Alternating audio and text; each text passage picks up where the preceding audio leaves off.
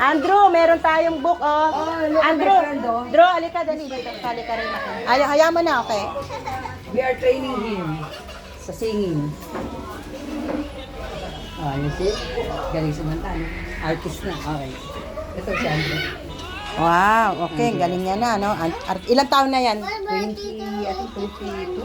Okay, okay. Okay. O, yung bola mo, mama, hindi makita. So, good evening sa inyong mga kabataan. Okay. How old are you? 9. Between, how old are you? 5.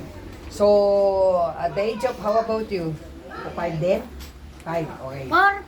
4, 5, and pinaka 8. Okay. So, yung age ninyo, yung level na age ninyo from 4 to 8, yan yung mga level. Sabi nga nito, yung 1, 2, 3, ito yung curiosity. Ibig sabihin, ito yung mga bata, wala silang pakialam. No? Wala silang pakialam kung ano gagawin nila, basta bantayan mo sila. Tama?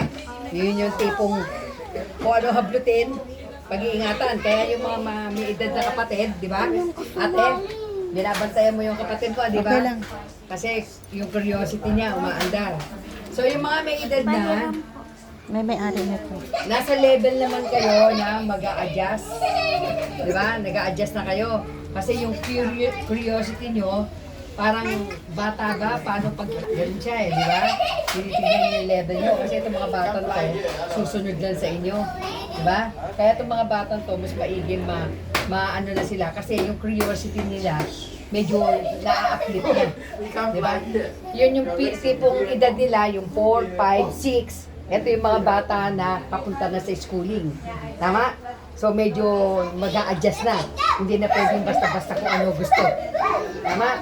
Dahil pagka sinabi sa school na hindi pwede, hindi pwede. Tama? Pag sinabi ni teacher, hindi pwede, hindi pwede. Tama?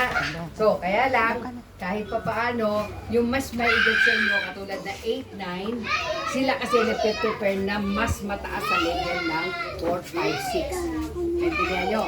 Kaya kung sino yung may edad sa inyo, may edad 7, 8, 9, much better na nakakasama nyo, bakit na-i-guide ka sa kanyo. Tama? So, kaya yung mga may edad sa inyo, dapat mas maayos ang pag-iisip ninyo. In terms of what? Walang self. Ang intindihin nyo yung aral ng inyong mga magulang plus yung aral ng mga tulad ni Sister Annie. Tungkol sa Diyos, tungkol sa mabuting aral. Pag-aralan nyo maigi yun kasi yun yung dapat sa inyo. Kasi itong mga batang to, lalo na yung 4 years old, igagay nyo pa lang yan. Igagay nyo pa lang. Pero kayo, magbasa-basa lang kayo, naintindihan nyo na kung ano yung gagawin nyo. Tama? Alam mo, tatapatin kita, itong batang to, magandang makasama niyo to. Kasi at the age of 8 years old, ilan yun ba? 5? 5 years old? At 5 years old, ang edad niya na sa nakikita ko, ang pag-iisip niya nasa 7, 8. Kasi serious siya. Alam mo yun? Yung level niya, hindi siya yung basta-basta yung bata palalaro. Maliliit, naglalaro lang. Galing niya. Na-absorb Nakikinig na siya. yung mga sinasabi. So kayo, mga ate, tandaan nyo ha, 8, 9, yung level ng edad ninyo na 11, 12, at tandaan nyo to, sasabihin ko sa inyo ha, yung edad ninyong 11, 12, 13, tandaan ninyo lalo-lalo na sa mga babae. Kasi ito na yung tinatawag natin puberty. Ito yung mga tipong may magka-crush. Nagkakagusto na sa inyo. No? Magka-crush ka na. Na seryoso. Hoy, baka meron ng nililigaw sa inyo. Yung mga crush-crush ngayon, ano lang yan. Okay lang, crush-crush. Mga turo-turoan, bully-bully type lang. Tama? Pero yung pagtungtong kasi ng 13, di ba? 12, 13, 14, dapat medyo maging seryoso kayo. Dapat maintindihan ninyo. Level na to, ang tatandaan nyo to, lalo na mga babae ha. Babae ha, Tandaan mag-ingat. nyo to, sinabi ni Mamita. Pag sa 13, 14 to 15, bumigay ka agad kayo sa mga lalaking nakakrasan ninyo, kayo din ang magsisisi sa pagkakali. Kasi masyado pa kayo. Dapat umidad kayo hanggang 18 years old. Maranasan nyo yung 18 years old kayo. Tama? Kasi pagtuntun nyo ng 1920, sasabihin nyo, ito pala yung buhay ng pagiging dalaga. Nakuha niya? Tapos yung mga lalaki naman, no? At your age, itong bata to, tsaka ito magiging seryoso sa buhay to. Is magiging seryoso to kasi dito. Totoo lang. Kung at makalawa, ha?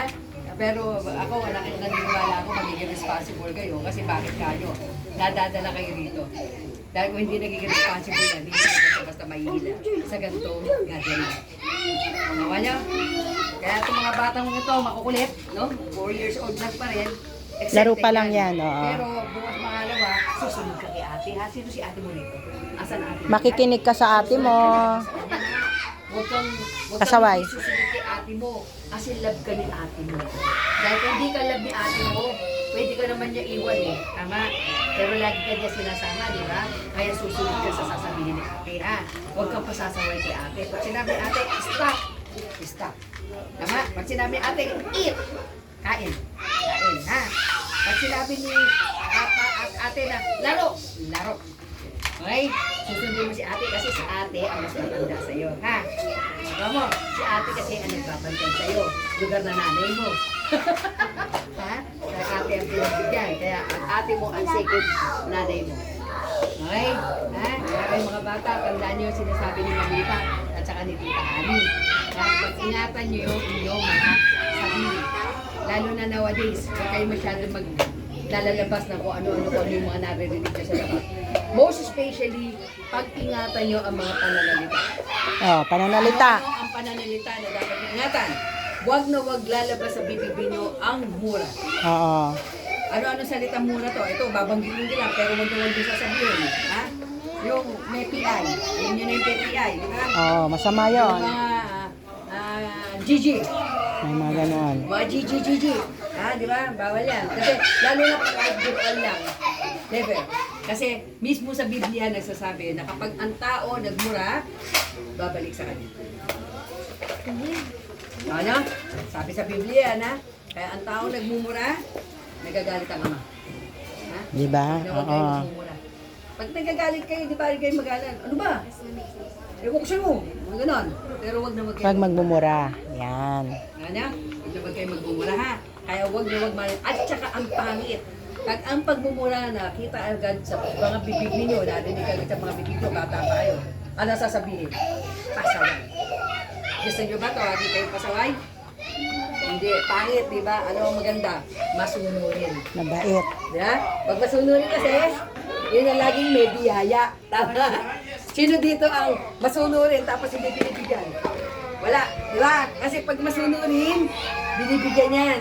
Bakit? Natutuwa kasi yung sinusunod ko. Tama? Alam si ate, natuwa sa kapatid niya.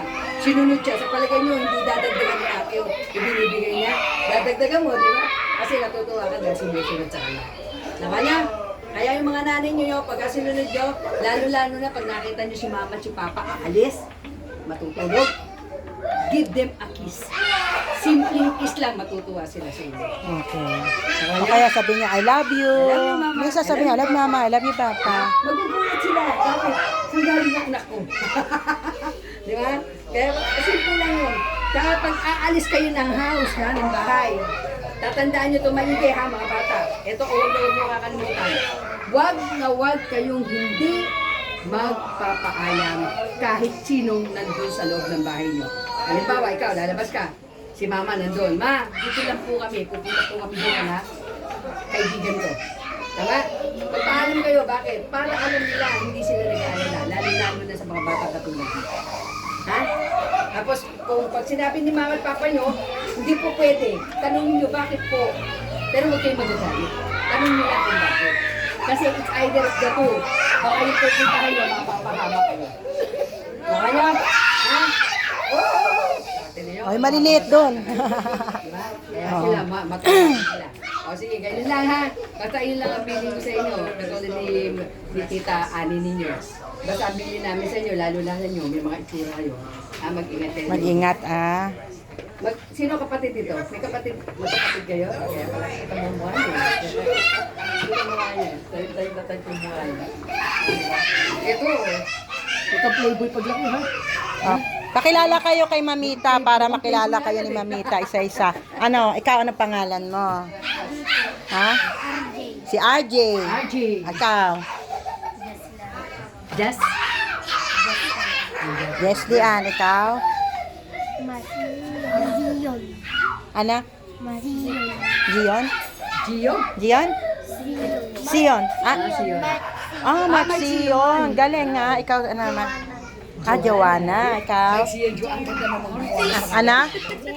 Si Gemma. Ikaw? Leia po. Ha? Leia po. Oh, si Leia. Ayan. Ayan ako si Tita Ani, siya si Mamita. Okay? Yan.